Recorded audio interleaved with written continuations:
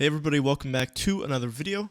Today I wanted to talk about splitting up a clutch situation into 1v1s and how you would do that and why you really need to be in these situations a lot to get good at it, right? It's not something that you can, just jump in and do. So we have three bots. We have one in apps, we have one cat, then we have one market, right? And we're going to go under the impression that we're jumping down out of apps here and we're getting bombed down. Right? Let's just say we plant default. And then we're expecting a guy to be market, a guy cat, a guy apps, right? That's what you should expect when you're in a clutch situation. Nothing is clear, so you have to be prepared for any angle. Obviously, since you got bomb plant and nobody really tried to stop you, back empty's most likely clear because he would peek out and try to kill you while you're planning.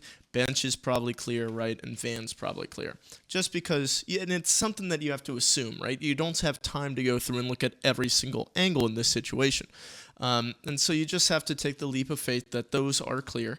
And so then, again, you're just left with cat, market, and apps.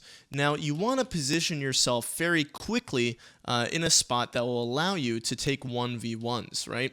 So the reason why you want to do it quickly is because these players are now rotating over to the site, and you don't know how long you have until they are close market or swinging you cat or close apps, right? So you need to pick a spot really quickly, and I'm going to go over some good spots and some bad spots, right? So let's start off with a bad spot. Let's say you get bombed down and then you just sit here on default, right? So it does allow you to get a 1v1 on the cat, so that's good. And then depending on where you wrap, right? Like if you wrap this way, you might get the 1v1 on the apps guy, right? But it's overall not that good because once you get that first 1v1, if you go back, you expose yourself to one guy, possibly two if this guy pushes up market window, which is a possibility, right? Or if you go forward here and this apps guy hasn't crossed, this market window guy can jump out and start pushing you, and then you have to turn around and turn your back to a different guy, right? So this is probably not a good spot. Another common thing would be once you plant, just to fall back to van, right? While this can work, you're really devoiding yourself of information that you could get. For example, if you instead pushed a close market, you can hear the market guy coming up, and then you can play off of that. If you're going towards van, right, you won't know if they're coming up to you until they cross this line or they swing into you, right? They can be out market door walking to bench right now, and you would have no idea.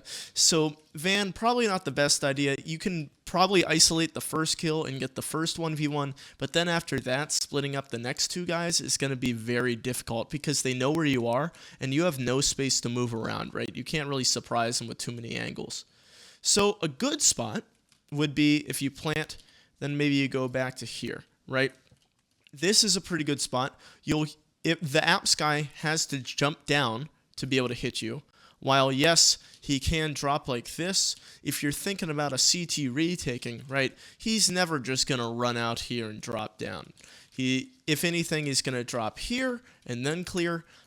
So this is a pretty decent spot. You can isolate the market guy. He has to cross this line to get towards site.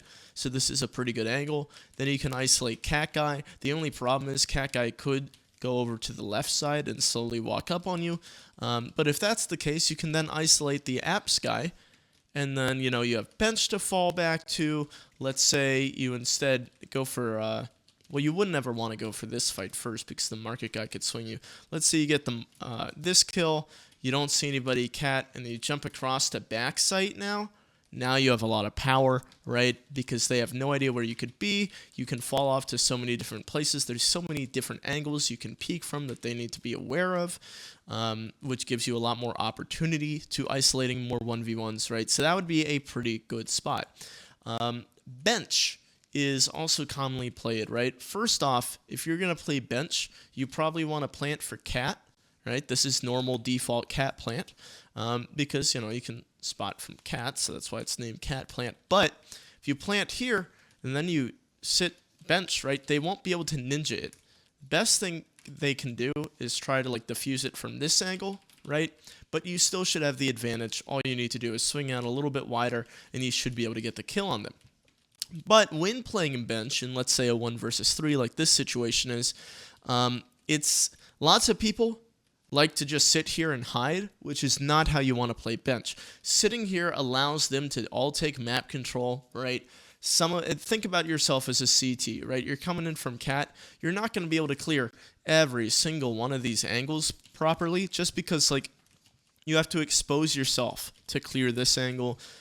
So it's going to be sloppy for the CTs, especially when they have the 3-man advantage, right? Or 2-man advantage. They're just going to get a little sloppy with it, and they're going to half-ass clearing things because they expect their teammates to get the trades. So you sitting all the way back here, waiting for them to come up to you is not good at all because this apps guy coming up, cat guy coming up, market guy coming up, the only logical place that's left for you to be is site or bench, right? There's only a couple places for you to hide out. And if you're just sitting right here, they're just going to come up to you and pinch you. So what you can do is you can play like this. You do have to be mindful of your gun barrel sticking out. The cat guy will be able to see you, right? So playing like this is okay. The apps guy can come swing out and kill you, so that's a little bit difficult. You can't really play like this because you're exposed to apps and cat. You can kind of play like this and hold the apps out, but then you're exposed to market. So this is difficult. What you want to do is play in this corner instead, right? This is a pretty decent off angle for a guy coming up cat. Think about it, right? You're swinging. Last thing you're looking at is right there, right? You're more worried about right there or in market or even right here, default, whatever. You're not looking here is the point. So playing here is a pretty good off angle. You just need to make sure that you can hit this shot. It is fairly long range, but you're not exposed to apps at all. The only problem is that the market guy can creep up on you. Luckily, there's only 2 options that the market guy can do, right? He can, or 3 technically. He can come out and make a lot of noise, which means that you will know where he is, so it's a lot easier for you.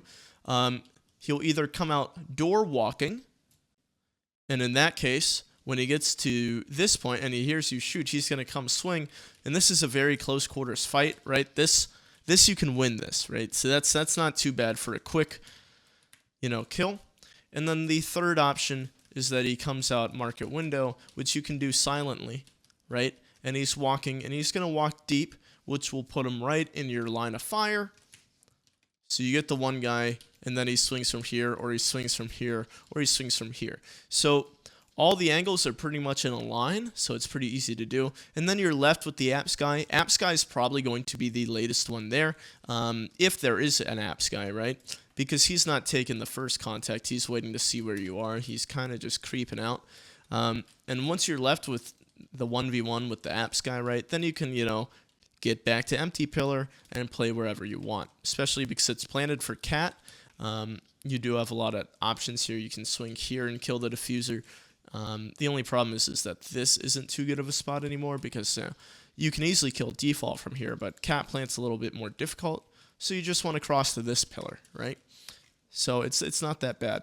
The biggest thing when you're in these clutches isn't necessarily choosing the right spot to position yourself, because lots of times the CTs will mess up, right? And your aim can bail you out of a lot of situations.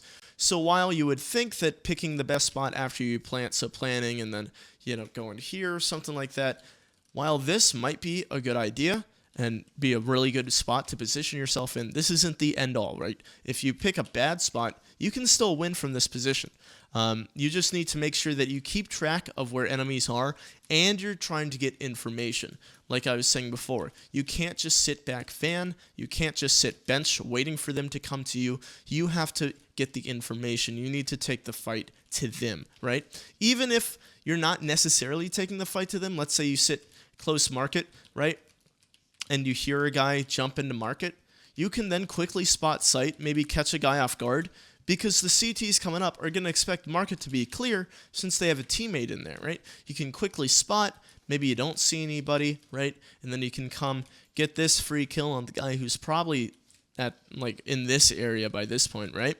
And then, you either can you get the kill, you immediately swing back out and try to catch him off guard, or you get the kill and then you're waiting here and you're playing off angles, trying to catch him off guard, doing whatever, right?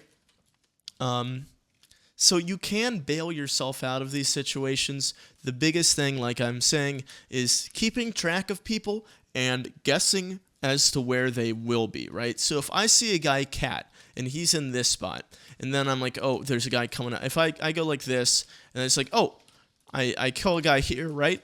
When I repeat cat, I'm not going to expect him to still be in the same spot. I'm going to be expecting him to be up towards this pillar. So when I'm peeking out, right, I need to be ready for him to be really close here. Same thing goes for if, you know, I'm holding a guy market cross, right, and he crosses over quickly, and I hit him once. Now he can either re-peek window or go door, and I don't have the time to wait around to figure out which one he's going to do. I need to go take a different fight at this point. So then I take that fight, right, I have to be worried about cat guy, who's probably up to here by now, and then once I get that kill, market guy should be either, he could be here pushing me, he could be here holding me, he could be coming around here, right? So you have to know that they're going to keep moving while you're shooting, and you need to have good guesses as to where they will be. My recommendation to practice this is to get into a retake server, an execute server, something like that, right? And kind of bait your teammates a little bit so you get into those 1vx situations.